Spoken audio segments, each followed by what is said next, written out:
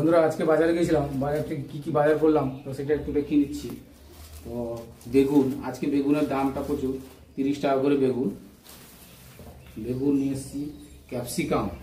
ক্যাপসিকামের দামও আজকে 100 টাকা করে কিলো ক্যাপসিকাম। তারপরে ধনে পাতা, এইটা 5 টাকা দাম ধনে পাতা। তারপরে লেবু 5 টাকা করে পিস। আপনাদের ওইদিকে লেবু কত করে সেটা আমাকে একটু জানাবেন কমেন্ট করে। টমেটোটা একটু কম দাম, টমেটো 20 টাকায় 1.5 কিলো টমেটো। তারপরে ভেন্ডি নিয়ে এসেছি, ভেন্ডিও 30 টাকা করে কিলো। ভেন্ডিটা ভালো, এটা একটু ঘরোয়া ভেন্ডি, খুব ভালো ভেন্ডি। আর হচ্ছে গিয়ে শশা আজকে 40 টাকা কিলো।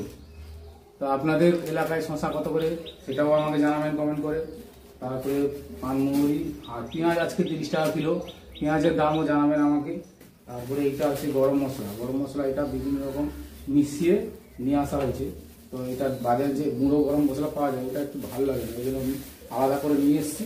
এইখানে ঘরে ওইটাকে ভেজে ভালো করে গুঁড়ো করে নেবো। এই গরম মশলাটা এখানে যা আছে এটার দাম 120 টাকা দাম, প্রচুর দাম মশলা।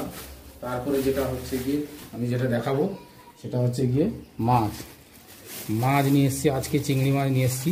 তো এই চিংড়ি মাছটা যে আছে এইটা 600 টাকা করে কিলো, 600 টাকা কিলো। তো এই চিংড়ি মাছটা আনার কারণ হচ্ছে কি হবে এইটা দিয়ে সেটা আমি আপনাকে দেখাবো।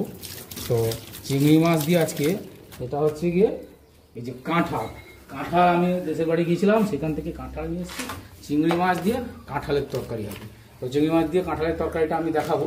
তো আমাদের অনেক রকম অনেক পদ্ধতিতে লোকে কাঁঠাল কাটে, কিন্তু আমাদের বাড়িতে যেটা কাটা হয় হাতে, এই গ্লাভস পরে কাঁঠালটা কাটা হয়। তো যাই হোক, কাঁঠাল কাটা হয়ে গেলে তরকারি যখন হবে তখন দেখাবো আমরা কীভাবে তরকারিটা করি। এখন কাঁঠাল আমাদের কাটা হয়ে গেছে। এই কাঁঠালটা দেখুন, এইরকম কাঁঠালই খেতে ভালো লাগে, একদম নরম নরম কচি কাঁঠাল, এরকম ছোটো ছোটো কাঁঠাল খেতে ভালো লাগে। এই কাঁঠাল কাটা হয়েছে, 2টা কাঁঠাল নিয়ে আসা হয়েছিল, তো কাটা হয়নি, একটাই দিয়েছি। বেশি আবার একসঙ্গে খেতে ভালো লাগে না। তো এই কাঁঠালটা কাটা হয়ে গেছে। দেখুন লোকে বলে কাঁঠালটা প্রথমে একটু অল্প জল দিয়ে সিদ্ধ করে নিতে হবে। তো সিদ্ধ করার পরে তারপরে চিংড়ি মাছটাকে একটু নুন হলুদ মিশিয়ে হালকা করে জাস্ট ভেজে নিতে হবে। চিংড়ি মাছটাকে ভেজে নেওয়া হলো, ভাজার পরে এটাকে একটা বাটিতে আলাদা করে রেখে দিতে হবে। এইবারে চিংড়ি মাছটা দেখুন ভাজা হয়ে গেছে, মোটামুটি বেশি ভাজার দরকার নেই, অল্প করে ভাজতে হবে। এইবারে সেই সিদ্ধ কাঁঠালটাকে একটু তেল দিয়ে সেটাকেও একটু অল্প করে ভেজে নিতে হবে। এই দেখুন কাঁঠালটা সিদ্ধ হয়ে গেছে, তারপরে একটু তেল দিয়ে একটু অল্প করে ভেজে নিতে হবে। এটাও বেশি ভাজার প্রয়োজন নেই কোনো, অল্প করে ভেজে আলাদা করে দিতে হবে। তারপরে কড়াইতে একটু গরম মশলা, তারপরে ওই বিভিন্ন রকম যে মশলা মেশানো থাকে যেটা আমি দেখেছিলাম, আর সেই মশলাটা ভালো করে দেখিয়ে সুন্দর করে ভালো করে একটু ভেজে নিতে হবে। পানমৌরি, তারপরে জিরা একটু, তারপরে এগুলো নিয়ে ভেজে এটা আলাদা করে পাত্রে রেখে এটাকে গুঁড়া করে নিতে হবে। দিয়ে এই মশলাটাকে লাস্টে আমরা দেওয়া হবে, সেই রান্নাতেই আমরা দিব লাস্টে। তো এখন এটা গুঁড়া করে তারপরে তেল নিয়ে নেওয়া হলো। তেলটা একটু গরম হয়ে গেলেই চিনি একটু দিয়ে দিতে হবে।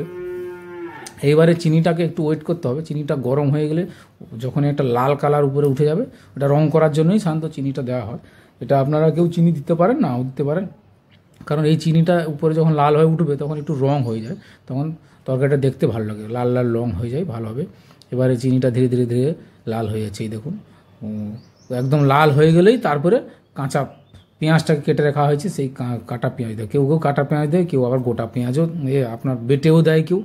এই কাঁচা পেঁয়াজটা দিয়ে দেওয়া হলো। এইবারে পেঁয়াজে অল্প করে নুন দিয়ে দিতে হবে, দিয়ে পেঁয়াজটাকে নাড়তে হবে। পেঁয়াজটা যখনই ভালো করে নাড়তে হবে। এবার চিনি এখন আর দেওয়ার কোনো প্রয়োজন নেই, চিকেন তো প্রথমেই দিয়ে দেওয়া হয়েছে। এবারে নুন দিয়ে ভালো করে এই মশলাটা দিয়ে দেওয়া হলো। এই মশলাটাতে আছে আদা, রসুন, একটু পেঁয়াজও বাটা আছে, সঙ্গে কাঁচা লঙ্কা মিশিয়ে একদম মিক্সিতে বেটে দেওয়া হয়েছে। তারপরেও পরিমাণ মতো একটু আবার গুঁড়া লঙ্কা এবং হলুদ পরিমাণ মতো দিয়ে ভালো করে সুন্দর করে এবারে মশলাটাকে নেড়ে নিতে হবে। মশলাটাকে ভালো করে নাড়ার পরে, কষার পরে এবারে টমেটো একটু দিয়ে দিতে হবে, টমেটো সহ এবারে এটাকে নাড়তেও ভালো করে। তারপরে একটু ক্যাপসিকাম যদি কারোর বাড়িতে থাকে দিতে পারেন, কোনো অসুবিধা নেই। আমাদের ক্যাপসিকাম যেহেতু আমি এনেছি, একটু ক্যাপসিকাম দিয়ে দেবো। ক্যাপসিকাম আর সঙ্গে ধনেপাতা একটু দিয়ে দেওয়া হলো। এইবারে পুরো মশলাটাকে ভালো করে কষে নিতে হবে, সময় দিয়ে দিয়ে হালকা আঁচে ভালো করে কষে নিতে হবে একটু। এখন মিনিমাম 4-5 মিনিট তো অবশ্যই কষতে হবে। এবারে সেটাকে কষতে হবে, কষে কষে জল এখন দেওয়ার দরকার নেই, জল একটু পরে জল জাস্ট মিশাতে হবে, একটু ভালো করে কষা হয়ে যাক, ক্যাপসিকামটা সিদ্ধ হয়ে যাক, এটা এইবারে অল্প করে জাস্ট জল দিয়ে এইবারে মশলাটাকে ভালো করে আবারও কষতে হবে, আবারও 2-3 মিনিট 4 মিনিট ভালো করে কষতে হবে। ভালো করে কষা হয়ে গেলে এবারে সেই অল্প ভাজা কাঁঠালটাকে দিয়ে দিতে হবে। তবে কাঁঠালের সঙ্গে কেউ কেউ আলুও দেয়, আমরা সাধারণত আলু দিইনি, যেহেতু আলু অনেকগুলো কাঁঠাল আছে এই জন্য আলু দিইনি। যারা আলু খেতে ভালোবাসেন তারা আলু দিতে পারেন, কোনো অসুবিধা নেই। তো কাঁঠালটা মশলার সঙ্গে ভালো করে মিশিয়ে এটাকেও ভালো করে কষে নিতে হবে, একটু কষে ভালো করে মিশে যাবে। এবারে পরিমাণ মতো লবণ দিয়ে দিতে হবে, লবণ দিয়ে ভালো করে মিশিয়ে এবারে চিংড়ি মাছটা যেটা ভাজা ছিল সেটাকেও দিয়ে দিতে হবে। এইবারে চিংড়ি মাছ কাঁঠালটাকে ভালো করে মিক্সড করে অনেকক্ষণ ধরে একটু ভালো করে কষে নিতে হবে। তারপরে এই মশলাটা আমরা একটু দিয়ে দিচ্ছি, এটা সাধারণত ঝোলের মশলা। তো এই মশলাটা যদি কারো বাড়ি থাকে দিতে পারেন, না দিলেও কোনো অসুবিধা নেই, এই মশলা দিতে হবে তার কোনো বাধ্যবাধকতা নেই, দিতে পারেন, মশলাটা একটু দিয়ে দিলে। তারপরে এইবারে ভালো করে কষে নিতে হবে জিনিসটাকে, ভালো করে কষা হয়ে গেলে জলটা দিতে হবে। বেশি জল দেওয়ার দরকার নেই, মাপে একটু জল দিবে, জল সহ দিয়ে দিলে ভালো করে জিনিসটা সেদ্ধ হয়ে গেলে ভালো করে মিশে গেলে জলটা দিয়ে এবারে ভালো করে একটু ফুটে নিতে হবে। পরিমাণ মতো লবণ দিয়ে দিতে হবে, লবণ দিয়ে সুন্দর করে ভালো করে একটু ফুটিয়ে দিতে হবে।